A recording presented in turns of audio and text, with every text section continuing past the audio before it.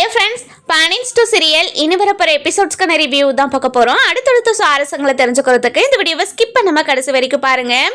சொத்து பிரிக்கிற விஷயமா காலையிலேயே வக்கீல் இருந்துட்டு நம்ம முத்துவேல் வீட்டுக்கு வந்து வெயிட் பண்ணிக்கிட்டு இருக்காங்க. இன்னொரு பக்கம் பார்த்தீங்கன்னா நம்ம சக்திவேல் இருந்துட்டு இந்த விஷயத்த அண்ணன்கிட்ட எப்படி பேசுறதுன்னு தெரியாமல் குழம்புக்கிட்டு கீழே வரவும் வக்கீலை பார்க்குறாங்க. பார்த்த உடனே, என்ன சார் நல்லா இருக்கீங்களா, அண்ணன் எல்லா விஷயத்தையும் சொன்னாரா அப்படின்னு சொல்லி கேட்கவும், இங்கே பாருங்கள் சார், உங்கள் அண்ணன் எல்லா விவரத்தையும் என்கிட்ட சொல்லியிருக்காரு. யார் யாருக்கு என்னென்ன சொத்து போகணும் எல்லா விவரமும் எனக்கு தெரியும். அதனால நீங்க ஒரு கையெழுத்து போட்டு கொடுத்தா மட்டும் போதும், மற்றதெல்லாம் நான் பாத்துக்கிறேன் அப்படின்னு சொல்லவும், இங்க பாருங்க சார், அண்ணன் கிட்ட ஒரு சில விஷயம் பேச வேண்டியது இருக்கு. அதனால அண்ணன் சொன்ன விஷயத்தெல்லாம் கேட்டுக்கிட்டு அதே மாதிரி எல்லாம் பண்ணிடாதீங்க அப்படின்னு சொல்றாங்க. இதை கேட்ட உடனே, என்ன சார் எல்லா விஷயத்தையும் தெளிவா பேசிட்டேன், எந்த ஒரு மாற்றமும் இல்லைன்னு அவர் சொன்னாரே. இங்க பாருங்க, நீங்க கொஞ்ச நேரம் வெயிட் பண்ணுங்க, அண்ணன் கிட்ட ஒரு முக்கியமான விஷயம் பேச வேண்டியது இருக்கு, பேசிட்டதுக்கு அப்புறம் மற்றதெல்லாம் முடிவு பண்ணிக்கலாம் அப்படின்னு சொல்றாங்க. அந்த நேரம் பார்த்து நம்ம முத்துவேல் வரவும், வந்த உடனே நம்ம வக்கீல் இருந்துட்டு, என்ன சார் நீங்க சொன்னபடியே எல்லாத்தையும் எந்த ஒரு மாற்றமும் இல்லாம ரெடி பண்ண சொன்னீங்க, ஆனா உங்க தம்பி உங்ககிட்ட ஏதோ ஒரு சில விஷயம் பேசணும், அது மாதிரியெல்லாம் பண்ணாதீங்க அப்படின்னு சொல்றாரு. ஏதாவது பிரச்சனை இருந்தாலோ இல்லை ஏதாவது மாற்றம் செய்யறதா இருந்தாலோ நீங்க யோசிச்சுட்டு சொல்லுங்க சார், அதுக்கப்புறம் நான் வந்து எல்லாத்தையும் முடிச்சு கொடுக்குறேன் அப்படின்னு சொல்லவும், என்ன சத்தி நேற்று சொல்லும் போது எல்லாத்துக்கும் சரி சரி தானே மண்டையாட்டினேன், இப்போ என்ன என்கிட்ட பேச வேண்டியது இருக்கு அப்படின்னு சொல்லி கேட்கவும், இங்க பாருங்கண்ணே, இத்தனை வருஷமா ரொம்ப பாடுபட்டு கஷ்டப்பட்டு நீங்களும் நானும் தான் இந்த வீட்டை கட்டணும். அந்த வீட்டை தூக்கி எப்படி பழனிக்கு கொடுக்க உங்களுக்கு மனசு வந்தது? இங்க பாருங்கண்ணே, பழனி இடத்துல இருந்து ரொம்ப கஷ்டப்பட்டு குமார் தான் எல்லாத்தையுமே பண்ணியிருக்கான். அப்போ நியாயப்படி இந்த வீடு குமாருக்கு தானே போகணும், எதுக்காக நீங்க பழனிக்கு எழுதி வைக்கிறேன்னு சொல்றீங்க? இங்க பாரு சத்தி, நம்ம அப்பாவோட சொத்து நம்ம சொத்து எல்லாமே நம்ம 3 பேருக்கு மட்டும்தான் பங்கு போகும். உன் பையனுக்கு உனக்கு கொடுக்குற பங்குல நீ கொடுக்க வேண்டியதானே அப்படின்னு சொல்லவும், என்னென்ன மனசாட்சி எல்லாமே பேசுறீங்க, அந்த ஓடுகாலி கூட சேர்ந்துட்டு ஓடவனன் தானே இவன், அப்படி இருக்கிற அவனுக்கு எதுக்காக இவ்வளோ பெரிய சொத்தெல்லாம் கொடுக்கணும், அவனுக்கு மற்ற சொத்துல கொடுக்கறதே பெரிய விஷயம் அப்படின்னு நம்ம பழனியை ரொம்ப அசிங்கப்படுத்தி பேசவும், இதெல்லாம் கேட்டுக்கிட்டு இருந்த முத்துவேலுக்கு பயங்கர கோவம் வந்துடுது. இங்க பாரு சத்தி, நீ ரொம்ப ஓவரா பேசிக்கிட்டு இருக்க, நேத்தே உன்கிட்ட கேட்டேன், வக்கீல் வராதுக்கு முன்னே எல்லா விஷயத்தையும் பேசி தீர்த்துடலான்னு சொல்லிட்டு தானே நேற்று பேசணும், அப்பவே இந்த விஷயத்த சொல்ல வேண்டியதானே, இப்போ இவ்வளோ நேரம் யோசிச்சுட்டு வந்து என்கிட்ட கேட்குறியா? வக்கீலை வர வச்சுட்டு வக்கீல் முன்னாடி இப்படி எதுக்காக என்னை அசிங்கப்படுத்திக்கிட்டு இருக்க அப்படின்னு சொல்லி கேட்கவும், இல்லைண்ணே இந்த வீடு என்னோட பையன் பேர்ல தான் வரணும் அப்படின்னு சொல்லி பிடிவாதமா இருக்கவும், சத்தி மேல நம்ம முத்துவேலுக்கு பயங்கர கோவம் வந்து ஒரே அரை பல்லாருன்னு கண்ணத்துல விட்டுட்டு, இங்க பாரு சக்தி, நீ ரொம்ப ஓவரா பேசிக்கிட்டு இருக்க, நம்ம பழனியும் நம்ம வீட்டு வாரிசு தான், உன் கூட பிறந்தவன் தான், அப்படி இருக்கிறவனுக்கு இந்த வீட்டை கொடுக்கறதுல என்ன பிரச்சனை உனக்கு? இத்தனை வருஷமா இந்த வீட்டுல நம்ம இருந்த ஆண்டு சந்தோஷம் எல்லாத்தையும் அனுபவிச்சிட்டோம், நம்ம பழனி தான் இந்த வீட்டில் இருந்து எதையுமே அனுபவிக்கலன்ற ஒரே ஒரு காரணத்துக்காக தான் அவனுக்கு இந்த வீட்டை கொடுக்கணும்னு ஆசைப்பட்டேன். இங்க பாரு சக்தி, என்ன சக்தி நினைச்சுக்கிட்டு இருக்க? இங்க பாருங்கண்ணே, அவனுக்கெல்லாம் மற்ற சொத்துல பங்கு கொடுக்கறதே பெரிய விஷயம், எதுக்காகண்ணே இப்படி எல்லாம் பண்ணிக்கிட்டு இருக்கீங்க? நம்ம ரொம்ப கஷ்டப்பட்டு உழைச்சி சம்பாதிச்சு காசு இதெல்லாம் அவனுக்கு போய் அப்படியே அசால்ட்டா தூக்கி கொடுக்கறேன்னு சொல்றீங்க. அவன் இந்த வீட்டுக்காகவும் இந்த குடும்பத்துக்காகவும் என்ன உழைச்சிருக்கான்? அவனுக்கு தண்டமா இருந்து அவனுக்கு ஒரு கடையை வச்சு கொடுத்ததே பெரிய விஷயம் அப்படின்னு சொல்லவும், இதை கேட்ட பழனி இருந்துட்டு, இங்க பாருங்கண்ணே, எனக்கு இந்த வீடும் வேணாம், நீங்க கொடுக்குற சொத்தும் வேணாம், எனக்கு அந்த கடை மட்டுமே போதும், அதை வச்சு நான் பெரிய ஆளா வந்துப்பேன், இந்த மாதிரி சண்டை போடாதீங்கண்ணே அப்படின்னு சொல்லி ரொம்பவே அழுதுகிட்டே கஷ்டப்பட்டுக்கிட்டே ஃபீல் பண்ணிக்கிட்டே சொல்லவும், இதெல்லாம் கேட்டுக்கிட்டு இருந்த சுகன்யா இருந்துட்டு, என்னங்க பேசிக்கிட்டு இருக்கீங்க, நீங்க கொஞ்ச நேரம் அமைதியா இருங்க, இங்க பாருங்க, இந்த வீட்டோட வாரிசு என்னோட புருஷன், அப்படி இருக்கும்போது சொத்துல பங்கே கிடையாதுன்னு சொல்றதுக்கு நீங்க யாரு அப்படின்னு ரொம்ப கோபமா சுகன்யா இருந்துட்டு எல்லாரும் முன்னாடியும் சக்திவேலை எதிர்த்து பேசவும், என்னமா இந்த பரதேசி பயலுக்கு உன்னை கல்யாணம் பண்ணி வச்சதே நான் தான், இப்போ எனக்கு எதிராகவே பேசிக்கிட்டு இருக்கியா? இங்கே பாருங்க, என் புருஷனோட மரியாதையே நீங்கள் இவ்வளோ பேர் முன்னாடி வாங்கிக்கிட்டு இருப்பீங்க, அதெல்லாம் பார்த்துக்கிட்டு நான் அமைதியாக நிற்கணுமா? உங்களுக்கு அசிங்கமாகவே இல்லையா? எதுக்காக இப்படியெல்லாம் பேசிக்கிட்டு இருக்கீங்க அப்படின்னு ரொம்ப கோபமாகவும் ஆவேசமாகவும் நம்ம சுகன்யா பேசிக்கிட்டு இருக்கவும், இதெல்லாம் கேட்டுக்கிட்டு இருந்தேன். நம்ம அப்பத்தான் இருந்துட்டு, சுகன்யா நீ கொஞ்ச நேரம் அமைதியாக இரு சுகன்யா, இங்கே பாருங்க நீங்கள் கொஞ்ச நேரம் அமைதியாக இருங்க, என் புருஷனை பார்த்தா இங்கே இருக்கிற எல்லாருக்கும் எப்படி தெரியுது என் புருஷனா இலக்காரமா போயிட்டானா? இங்க பாருங்க, என் புருஷனுக்கு தேவையான, என் புருஷனுக்கு சேர வேண்டிய எல்லா சொத்தையும் சரிசமமா நீங்க பிரிச்சு கொடுத்துதான் ஆகணும். என் புருஷனுக்கு பேச தெரியல, வாயில்ல அப்படின்றதுக்காக நீங்க என்ன வேணாலும் பண்ணுவீங்க அப்படின்னு பயங்கர கோவமா நம்ம சுகன்யா இருந்துட்டு எல்லார்கிட்டையும் கேட்கவும், இதெல்லாம் கேட்டுக்கிட்டு இருந்த நம்ம முத்துவேல் இருந்துட்டு, இங்க பாரு சுகன்யா, என்ன பண்ணணும் ஏது பண்ணணும்னு எனக்கு தெரியும், நீ வாயை மூடிக்கிட்டு அமைதியா நில்லு அப்படின்னு சொல்லவும், என்னென்ன நண்டு சில்லெல்லாம் இப்படி என்ன அசிங்கப்படுத்தி பேசிக்கிட்டு இருக்கு, நீங்க பாட்டுக்கு எல்லாத்தையும் கேட்டுட்டு அமைதியா இருக்கீங்க.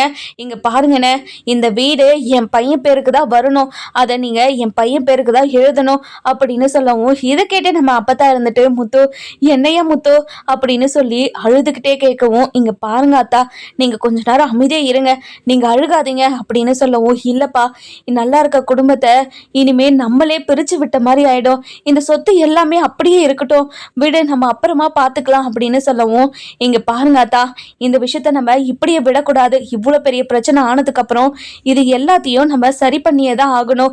இங்க பாருங்க, பழனியும் இந்த வீட்டு பையன்தான், இந்த வீட்டு வாரிசு தானே, என் கூட பிறந்த தம்பி தானே, அப்படி இருக்கும்போது அவனுக்கும் சரிசமமான உரிமை இருக்கு. அப்போ இந்த வீட்டுல எல்லாருக்கும் பிரச்சனை, அதாவது பழனிக்கு கொடுக்கறதுல பிரச்சனை இருக்குன்னா இதை 3 பங்கா போட்டுக்கலாமே அப்படின்னு சொல்றாங்க. இங்க பாருங்கண்ணே, இந்த வீட்டை 3 பங்கெல்லாம் போட முடியாது, என்னோட பையன் பேருக்கு தான் இந்த முழு வீடும் வரணும். அது என்ன பழனிக்கு மட்டும் இந்த முழு வீட்டை எழுதி கொடுக்குறேன்னு சொன்னீங்க, என் பையனுக்கு எழுதி கொடுக்க மாட்டேன்னு சொல்றீங்க, இது என்ன நியாயம் அப்படின்னு சொல்லவும், இங்க பாரு முத்தோ, நீ பேசுறதுல கொஞ்சம் கூட நியாயமே கிடையாது. குமார் உன்னோட பையன், ஆனா பழனி நம்ம தம்பி, ஆனா அது கூட மனசுல வச்சுக்காம இப்படி பேசிக்கிட்டு இருக்கே. இங்க பாருங்க மாமா, அவருக்கு அந்த எண்ணம் இருந்திருந்தா இப்படி எல்லாம் பேசியிருக்க மாட்டாரு. ஐயோ தம்பிக்கு இப்படி சொத்தை கொடுத்துட்டாங்களே தூக்கி அப்படின்னு நினைச்சு வயிற்றுல தான் இப்படி பேசிக்கிட்டு இருக்காரு. இங்க பாருமா சுகன்யா, இந்த மாதிரி எல்லாம் பேசிக்கிட்டு இருக்காதம்மா. இங்க பாருங்க மாமா, நான் பேசுறேன்னு தப்பா எடுத்துக்காதீங்க. என் புருஷனுக்கு நீங்க என்னத்தை பண்ணிட்டீங்க, ஏதோ ஒரு சின்னதா ஒரு கடையை வச்சு கொடுத்துட்டீங்க, அது இவ்வளோ பெரிய விஷயமா பேசிக்கிட்டு இருக்கீங்களே, உங்களுக்கே மனசாட்சின்றது ஒன்று இருக்குதா இல்லையா அப்படின்னு பயங்கர கோபமா பேசவும், இதெல்லாம் கேட்டுக்கிட்டு இருந்த நம்ம பழனி இருந்துட்டு, இங்க பாரு சுகன்யா, இதுக்கு மேல ஒரு வார்த்தை பேசினேன் அவ்வளவுதான் உனக்கு மரியாதை. இங்க பாருங்கண்ணே, எனக்கு இந்த கடையும் வேணாம், நீங்க எழுதி கொடுக்குற சொத்தும் வேணாம், இந்த வீடும் வேணாண்ணா, எனக்கு எதுவுமே வேண்டாம், நான் என்னோட உழைப்புல உழைச்சி நானே சம்பாதிச்சு சொத்தை சேர்த்துக்கிறேன், இந்த மாதிரி எனக்கு ஓசியில் வர சொத்து வேண்டவே வேண்டாம் அப்படின்னு வெளியே போறாங்க. அந்த நேரம் பார்த்து நம்ம முத்துவேல இருந்துட்டு பயங்கர கோவமா, இங்க பாரு பழனி, நான் சொல்றத கேளு, முதல்ல இங்க வந்து உக்காரு அப்படின்னு சொல்றாங்க. அண்ணன், அது வந்துண்ணே, என்னால இந்த வீட்டுல எந்த பிரச்சனையும் வேண்டாண்ணே, சத்யண்ண சொல்ற மாதிரி அவர் கேட்ட மாதிரி இந்த வீட்டை அவங்க பையன் பேரு குமாருக்கே எழுதி கொடுத்துருங்கண்ணே, இதுல எனக்கு எந்த பிரச்சனையுமே கிடையாது அப்படின்னு சொல்லவும், இதை கேட்டு நம்ம முத்து இருந்துட்டு, பாரு சக்தி, பாரு உன்னோட தம்பி எவ்வளவு நல்ல மனசோட சொல்றான், ஆனா அந்த நல்ல மனசு உனக்கு இல்லையே. இங்க பாருங்கண்ணே, இப்போவும் சொல்கிறேன், நம்ம ரொம்ப கஷ்டப்பட்டு உருவாக்கின வீடு இது எல்லாத்தையும் தூக்கி எப்படி நீங்கள் பழனிக்கு கொடுக்குறேன்னு சொல்கிறீங்க, அதை என்னால் ஏற்றுக்க முடியலண்ணே. பழனி இடத்துல இருந்து ஒவ்வொரு விஷயத்தையும் பார்த்து பண்ணது குமார், அப்போது குமாருக்கு தானே இது எல்லாமே போய் சேரணும், அதனால் இந்த வீடு குமாருக்கு எழுதி கொடுக்குற வரைக்கும் நான் சும்மாவே இருக்க மாட்டேன். இங்கே பாரு சக்தி, இந்த வீடு பழனிக்கு தான், முடிவு எடுத்தது தான். இங்கே பாருங்க சார், நான் ஏற்கனவே உங்ககிட்ட சொன்ன மாதிரி எந்தெந்த சொத்து யார் இருக்குன்னு சொல்லியிருந்தேன் இல்லையா, அதுபடியே எல்லாத்தையும் மாத்திடுங்க அப்படின்னு சொல்லவும், இதை கேட்டு நம்ம சத்திவேல இருந்துட்டு பயங்கர கோவமா, இங்க பாருங்கண்ணே, எனக்கு ஒரு பயங்கர கோவம் வருது, எதுக்காக நான் இப்படி எல்லாம் பண்ணிக்கிட்டு இருக்கீங்க, இந்த வீட்டை என்னால விட்டு கொடுக்க முடியாதுண்ணே, இந்த வீடு என்னோட பையன் பேர்ல தான் இருக்கணும், அதுல எந்த மாற்றமும் இல்லை. இங்க பாருங்க சார், அதையும் மீறி நீங்க ரெடி பண்ணீங்கன்னா கண்டிப்பா நான் இதுல பெரிய விஷயமா பண்ணுவேன் அப்படின்னு சொல்லி நம்ம பழனி இருந்துட்டு பழனிக்கு அந்த வீடு போய் சேரவே கூடாது அப்படின்றதுக்காக பேசிக்கிட்டு இருக்கவும், அந்த நேரம் பார்த்து நம்ம ராஜ் வீட்டுக்கு வராங்க. வீட்டுக்கு வந்த உடனே பெரிய பிரச்சனையா நடந்துகிட்டு இருக்கிறத பார்த்துட்டு, என்னாச்சு, எதுக்காக எல்லாரும் ரொம்ப சத்தமா பேசிக்கிட்டு இருக்கீங்க, ஏதாவது பிரச்சனையா அப்படின்னு சொல்லிட்டு ராஜ் வந்து கேட்கவும், நம்ம பழனி அழுதுகிட்டு இருக்கிறத பாக்குறாங்க. சித்தப்பா, என்ன சித்தப்பா, எதுக்காக அழுதுகிட்டு இருக்கீங்க அப்படின்னு சொல்லவும், ஒன்றும் இல்லைம்மா ராஜி, ஒன்றும் இல்லை, நீ அப்பா கிட்ட தானே பேச வந்த, பேசிட்டு போமா. அப்பா என்னப்பா பிரச்சனை, பழனி சித்தப்பா எதுக்காக அழுதுகிட்டு இருக்காங்க அப்படின்னு சொல்லவும் நடந்த விஷயத்தெல்லாம் ஒன்றை விடாமல் சொல்கிறாங்க. சொன்ன உடனே நம்ம ராஜு இருந்துட்டு, இங்கே பாருங்க சித்தப்பா, நீங்கள் பண்ணுறது கொஞ்சம் கூட சரியில்லை. பழனி சித்தப்பா ரொம்ப பாவம். அவர் எவ்வளோ கஷ்டப்பட்டு எவ்வளோ மனசு வருத்தப்படுவார் நீங்கள் பேசினதெல்லாம் நினச்சி. எதுக்காக சித்தப்பா அவரோட மனசை இப்படி காயப்படுத்திக்கிட்டு இருக்கீங்க அப்படின்னு சொல்லவும் இதை கேட்ட உடனே, இங்கே பாருமராஜு, ஒரு சில பேருக்கெல்லாம் நம்ம என்னதான் சொன்னாலும் புரியவே புரியாதம்மா. இங்கே பாரு பழனி, அவன் பேசினதெல்லாம் நினச்சி நீ வருத்தப்படாத. உனக்கு இந்த வீடை நான் எழுதி கொடுக்கணும்னு முடிவு பண்ணிட்டேன். இந்த வீடு அம்மா பேரில் இருக்குது. அம்மா யாருக்கு இந்த வீட்டை எழுதி கொடுக்குறாங்கன்னு நினைக்கிறாங்களோ அவங்களுக்கு தான் இந்த வீடு போய் சேரும். நம்ம நினைக்கிறதெல்லாம் எதுவுமே நடக்காது அப்படின்னு சொல்கிறாங்க. இதை கேட்ட உடனே நம்ம குமாருக்கு பயங்கர கோவம் வந்துடுது. அதுக்கப்புறம் நம்ம சுடர் வந்துட்டு குமார்கிட்ட, இங்கே பாருங்க, எதுக்காகங்க இவ்வளோ சண்டை போட்டுக்கிட்டு இருக்கீங்க? அவர் சொன்ன மாதிரியே எல்லாத்தையும் பண்ணிக்கலாமே. இங்கே பாரு, உன்னை யாராவது இங்கே பேச சொன்னாங்களா? வாயை மூடிக்கிட்டு நிற்கிற வேலையை பாரு. உன்னை ஏதோ பெரிய மனுஷன் மாதிரி வந்து யாரும் பேச சொல்லலை அப்படின்னு நம்ம சுடரை அசிங்கப்படுத்தி பேசவும் சுடருக்கு ஒரு பயங்கரமாக ஷாக் ஆகிடுது. அதுக்கப்புறம் அமைதியாகிடுறாங்க. அதுக்கப்புறம் என்ன, நம்ம மாறி இருந்துட்டு, ஏங்க இப்படியெல்லாம் பிரச்சனை பண்ணிக்கிட்டு இருங்க, கொழுந்தனார் ரொம்ப பாவங்க, அவரும் எவ்வளோதான் கஷ்டத்தை தாங்குவார். நீங்கள் பேசுறதெல்லாம் எனக்கே ரொம்ப மனசு காயப்படுற மாதிரி இருக்கு. கொழுந்தனாருக்கு எவ்வளோ கஷ்டமா இருக்கும். இங்க பாருடி, ஒரு நிமிஷம் நீ வாயை மூடிக்கிட்டு இருக்கியா? இங்க பாருங்கண்ணே, முதல்ல இந்த வீட்டை என்னோட பையன் பேருக்கு மாற்ற சொல்லுங்கண்ணே. நீங்கள் எதுக்காக திரும்ப திரும்ப பழனிக்கே சப்போர்ட் பண்ணிக்கிட்டு இருக்கீங்க? அந்த ஓடுகளை கூட இவனை சேர்ந்து ஓடனவன் தானே. அப்பத்துலேருந்து இப்போ வரைக்கும் இந்த வீட்டுக்காகவும் இந்த குடும்பத்துக்காகவும் எதுவுமே செஞ்சதில்லை. இப்படி ஓடி போனவனுக்காக நம்ம இவ்வளோ விஷயத்த செய்யணுன்ற அவசியம் நம்மளுக்கு கிடையாது. அதனால் மற்ற சொத்துல சரிப்பங்க வேணால் பிரிக்கலாம். ஆனால் இந்த வீடு குமாருக்கு பேருக்கு தான் வரணும். இங்கே பாராத்தா, நீ என்ன சொல்கிற அப்படின்னு கேட்கவும், இதை கேட்ட உடனே நம்ம அப்பதான் இருந்துட்டு, இங்கே பாரு, முத்து என்ன சொல்கிறானோ அதை தான் நான் கேட்பேன். இந்த வீடு பழனிக்கு போய் சேரணும்னு முத்து ஆசைப்பட்றான். அதனால் இந்த வீட்டு முழுக்கையும் நான் பழனிக்கு தான் எழுதி வைக்க போகிறேன். நீ என்ன தான் பேசினாலும் என்ன தான் செஞ்சாலும் நான் கண்டிப்பாக மனசு மாற போகிறது கிடையாது. ரொம்ப ரொம்ப நன்றிங்கம்மா. என்னோட முடிவுக்கு நீங்கள் என் பக்கம் நிற்கிறதுல எனக்கு ரொம்ப ரொம்ப சந்தோஷமாக இருக்குதுமா.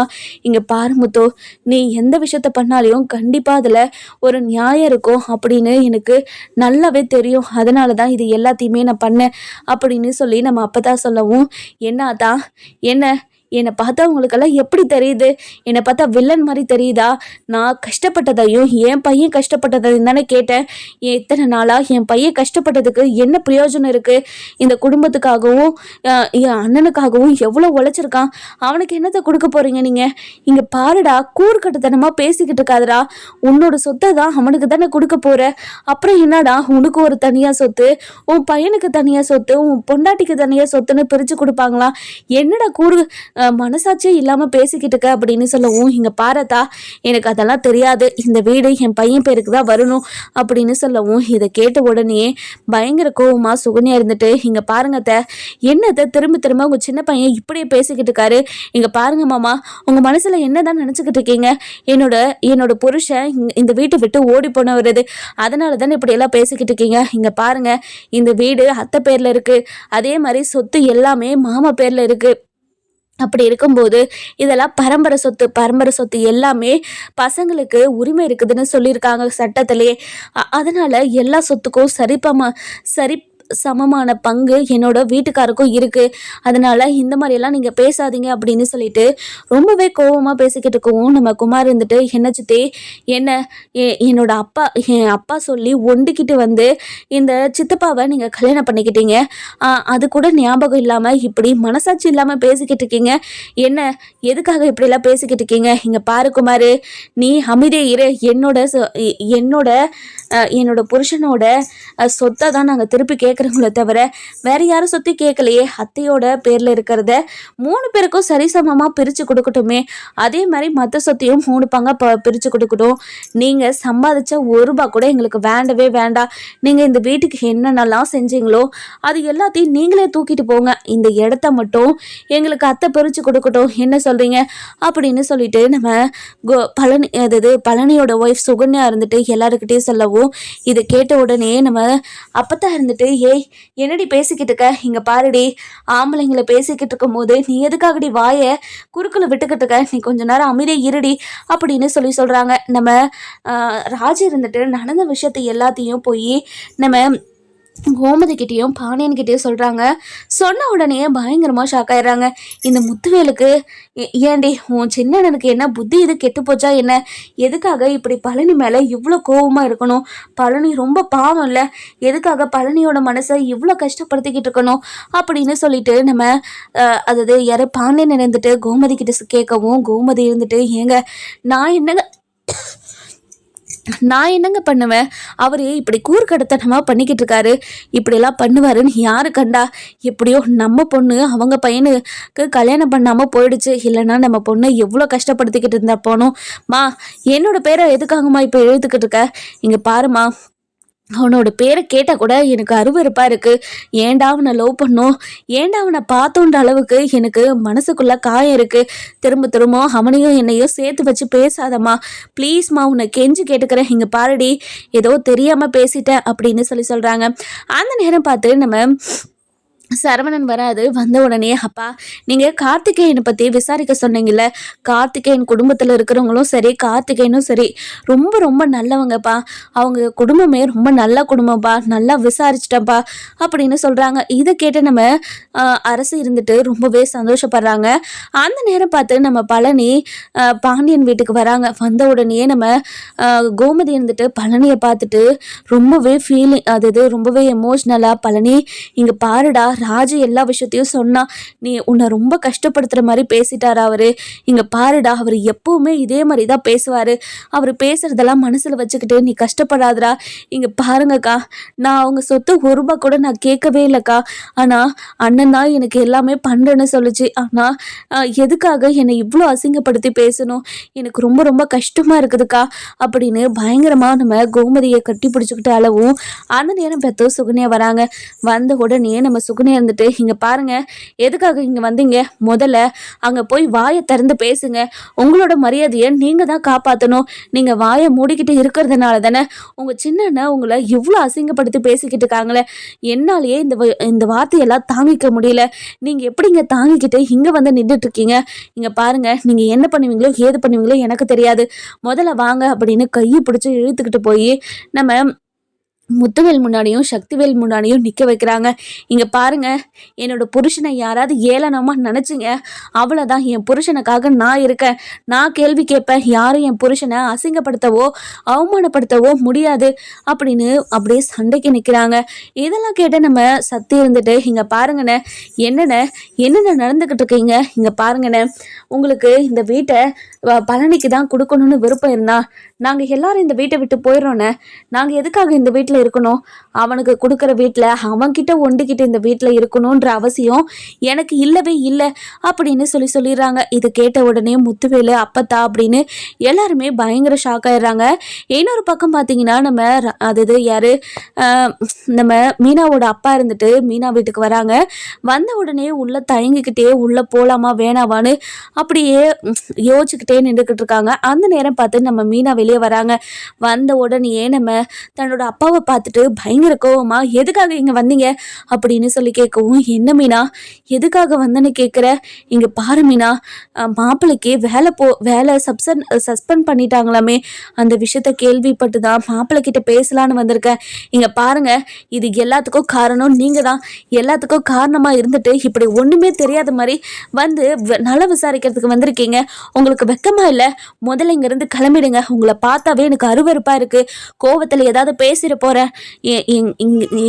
என் கூடயோ இல்லை என் புருஷன் கூடயோ பேசாததுன்னு தானே சொல்லியிருக்கேன், எதுக்காக திரும்ப திரும்ப வந்து இங்க நின்றுக்கிட்டு இருக்கீங்க, உங்களை பார்த்தாவே எனக்கு அருவருப்பா இருக்கு அப்படின்னு சொல்லவும், என்னம்மா இப்படியெல்லாம் பேசிக்கிட்டு இருக்கே, எதுக்காகம்மா இவ்வளோ கோவமா பேசிக்கிட்டு இருக்க, இங்க பாருங்க, என் புருஷன் இப்போ இவ்வளோ அசிங்கப்பட்டு அவமானப்பட்டு எல்லாரும் முன்னாடியும் தலை குனிஞ்சு நின்றுட்டு இருக்கிறதுக்கு காரணமே நீங்க தான், நீங்க கொடுத்த தப்பான அட்வைஸ்னால தான், எப்படி உங்களால மட்டும் இப்படி கேவலமா நடந்துக்க முடியுது, நான் 1000 முறை உங்ககிட்ட படித்து சொல்லியிருப்பேன். இந்த விஷயத்தில் எங்களை போஸ்ட் பண்ணாதீங்க, நாங்கள் நியாயமாக தர்மமாக இருக்க விரும்புகிறோன்னு. ஆனால் நீங்கள் என் புருஷனுக்கு என்ன சொல்லி கொடுத்துருக்கீங்க? என் மாமனார் முன்னாடி, ஊர் முன்னாடி, ஆஃபீஸில், அப்படி இப்படின்னு எல்லா விஷயத்துலையும் எல்லா இடத்துலையும் என் புருஷன் அசிங்கப்பட்டு அவமானப்பட்டு நிற்கிறதுக்கு காரணம் நீங்கள். இனிமேல் இந்த வீட்டு வாசப்படியை கூட மிதிக்காதீங்க அப்படின்னு சொல்லவும், இதை கேட்டு நம்ம கோமதிக்கு ரொம்பவே எமோஷ்னல் ஆகிடுது. ஏன் மீனா, என்னடி பண்ணிக்கிட்டு இருக்க? இங்கே பாருடி, கொஞ்ச நேரம் அமைதியாக இருடி. இங்கே பாருங்க, நீங்கள் மீனா பேசினது எதையும் மனசில் வச்சுக்காதீங்க. முதல்ல வீட்டுக்குள்ளே வாங்க. இங்கே பாருங்க இவரை வீட்டுக்குள்ளே கூப்பிட்டீங்க, நான் இந்த வீட்டை விட்டு போயிடுவேன்.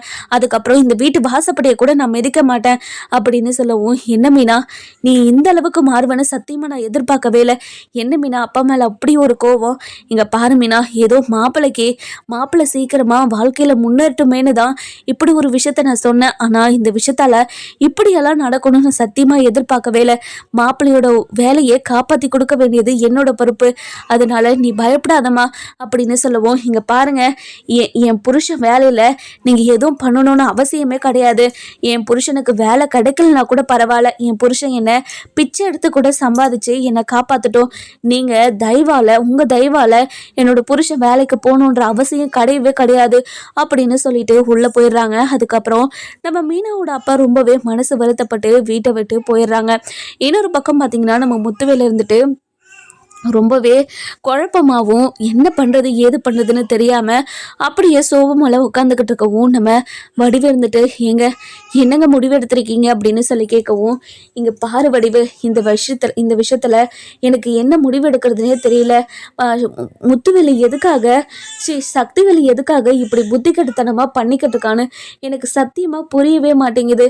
இதெல்லாம் நினச்சாவே எனக்கு ரொம்ப ரொம்ப கஷ்டமாகவும் அழுகையாகவும் வருது. இங்கே பாருங்கள், ஏற்கனவே உங்களுக்கு உடம்பு முடியாமல் இருக்குது. இதெல்லாம் மனசில் போட்டு குழப்பிக்கிட்டு யோசிச்சுக்கிட்டு உங்களுக்கு ஏதாவது ஆயிட போதுங்க. இதை அப்படியே விட்டுட்டு நீங்கள் உங்களோட ஹெல்த்தை மட்டும் பாருங்க அப்படின்னு சொல்லவும், இதெல்லாம் கேட்டுக்கிட்டு இருந்தேன். நம்ம முத்துவேலுக்கு ரொம்பவே கஷ்டமாக இருக்குது. இல்லை வடிவு, எப்படி வடிவு என்னால் யோசிக்காமல் இருக்க முடியும்? எப்படி சக்திவேலால் இப்படி யோசிக்க முடியுதுன்னு என்னால் நினச்சி கூட பார்க்க முடியல அப்படின்னு சொல்லி ரொம்ப ஃபீல் பண்ணி பேசிக்கிட்டு இருக்கவும், இந்த பக்கம் பார்த்தீங்கன்னா நம்ம மீனா பண்ண விஷயத்தெல்லாம் நம்ம கோமதி இருந்துட்டு அதாவது யாரு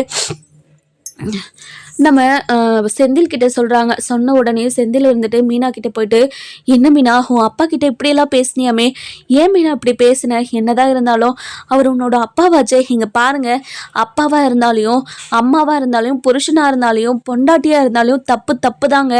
யார் பண்ணாலையும் தப்பை கண்டிக்க தான் செய்யணும். அதுக்கு ஆதரவாக பேசக்கூடாது. அவங்கக்கிட்ட இப்படியெல்லாம் நான் நார்மலாக பேசியிருந்தேன்னா கண்டிப்பாக அவங்களுக்கு புரிஞ்சிருக்காது. அதனால் நீங்கள் இந்த விஷயத்தில் தலையிடாதீங்க. அவர் மூஞ்சில் கூட நான் முழிக்க விரும்பலை. இப்போ நீங்கள் இந்த நிலைமையில இருக்கிறதுக்கு காரணமே அவர் தான். அதனால அவரை பார்த்தாவே எனக்கு எரிச்சலாக வருதுங்க அப்படின்னு சொல்லவும், இங்கே பாருமீனா, என் மேலே நீ இவ்வளோ அக்கறையாகவும் அன்பாகவும் இருக்க.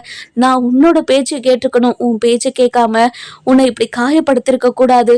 என்னை மன்னிச்சிரு மீனா, நான் பண்ணது எல்லாமே தப்பு தான் மீனா அப்படின்னு அழுதுகிட்டே சொல்லவும், இங்கே பாருங்க, நீங்கள் பண்ண தப்பை உணர்ந்துட்டீங்க. அதனால நான் உங்களை மன்னிச்சிட்டேங்க. உங்களை எப்பவும் மன்னிச்சிட்டேன். கண்டிப்பாக நீங்கள் பண்ணதுக்கான தண்டனையை அனுபவிச்சுக்கிட்டு இருக்கீங்க. அதுவே போதாதா? இதுக்கு மேலே உங்களை கஷ்டப்படுத்தணுமா நான்? இங்கே பாருங்கள், நீங்கள் கவலைப்படாதீங்க. உங்கள் வேலை திரும்ப கிடைக்கும். அப்படியே கிடைக்கலனா கூட பரவாயில்ல, நீங்கள் வேறு வேலை பார்த்தாவது கண்டிப்பாக நீங்கள் முன்னேறுவீங்க. நீங்கள் கவலையே படாதீங்க அப்படின்னு சொல்லவும், இல்லை மீனா, எனக்கு ரொம்ப கஷ்டமாக இருக்குது மீனா. நான் உன்னோட பேச்சை கேட்டிருக்கணும். உன்னோட பேச்சை கேட்காம நான் இப்படி ஒரு விஷயம் பண்ணது எவ்வளோ பெரிய தப்புன்னு நான் இப்போ புரிஞ்சுக்கிட்டேன் மீனா. என்னை மன்னிச்சிரு மீனா அப்படின்னு சொல்லி அழுதுகிட்டே இருக்கவும், இந்த பக்கம் பார்த்தீங்கன்னா நம்ம அரசி இருந்துட்டு, இங்கே பாருங்கண்ணே, நடந்த விஷயத்தெல்லாம் யோசிச்சுக்கிட்டே இந்த மாதிரி புலம்பிக்கிட்டே இருக்காதண்ணே. முதல்ல நீ சந்தோஷமாக இருக்க பாரு. அப்பா இப்படியெல்லாம் பேசிக்கிட்டே இருக்காருன்னு அப்பா பேசுறத நினச்சோம் நீ வருத்தப்படாத சரியா அப்படின்னு சொல்கிறாங்க. இன்னொரு பக்கம் பார்த்தீங்கன்னா நம்ம குமார் இருந்துட்டு பயங்கர கோவமா, இங்கே பாருங்க பெரியப்பா, நீங்கள் உங்கள் மனசில் என்ன நினச்சிக்கிட்டு இருக்கீங்க? என்னை பார்த்தா உங்களுக்கு எப்படி தெரியுது? எனக்கு இந்த வீட்டை எழுதி கொடுக்கணும்னு உங்களுக்கு மனசில் தோணவே இல்லையா? இல்லையா? இந்த வீட்டுக்காகவும் உங்களுக்காகவும் நான் எவ்வளோ கஷ்டப்பட்டிருக்கேன். எனக்குன்னு இந்த வீட்டில் என்ன பண்ணியிருக்கீங்க? கல்யாணம் பண்ணி வைக்கிறேன்னு சொன்னீங்க, அதையும் பண்ணலை. இப்போது என் அப்பா இந்த வீட்டை என் பேரில் மாற்றி கொடுக்க சொல்கிறாரு. நீங்கள் மாற்றி கொடுப்பீங்களா மாட்டீங்களா அப்படின்னு சொல்லி கேட்கவும், இதை கேட்ட உடனே குமார், நீயுமா சேர்ந்து உங்கள் அப்பா கூட சேர்ந்து இப்படிலாம் பேசிக்கிட்டு இருக்க? அவன் தான் புரியாமல் இதெல்லாம் பண்ணிக்கிட்டு இருக்கானா? நீ எதுக்காக அவன் கூட சேர்ந்து இப்படியெல்லாம் பேசிக்கிட்டு இருக்க? இங்கே பாரு குமார், இங்கே பாருங்க பெரியப்பா, இந்த வீட்டை என் பேரில் எழுதி கொடுக்கலனா கண்டிப்பாக நாங்கள் எல்லாரும் இந்த வீட்டை விட்டு போக தான் போகிறோம். அது நடக்க தான் போகுது அப்படின்னு சொல்லிடுறாங்க. இதை கேட்ட உடனே முத்துவேலுக்கு ஒரு மாதிரி அப்படியே மயக்க வர மாதிரியே ஆயிடுது. இதை பார்த்து நம்ம அது யாரு வடிவிருந்துட்டு என்னங்க ஆச்சு அப்படின்னு சொல்லி கேட்கவும், இந்த விஷயத்துல என்ன முடிவெடுக்கிறதுன்னு தெரியாம குழம்பி போய் இருக்கிற நம்ம முத்துவேல் என்ன முடிவெடுப்பாருன்னு சொல்லிட்டு நம்ம வர எபிசோட்ல பார்க்கலாம். இந்த வீடியோ உங்களுக்கு பிடிச்சிருந்தா லைக் பண்ணுங்க, சப்ஸ்கிரைப் பண்ணுங்க, மறக்காம பெல் ஐகானையும் கிளிக்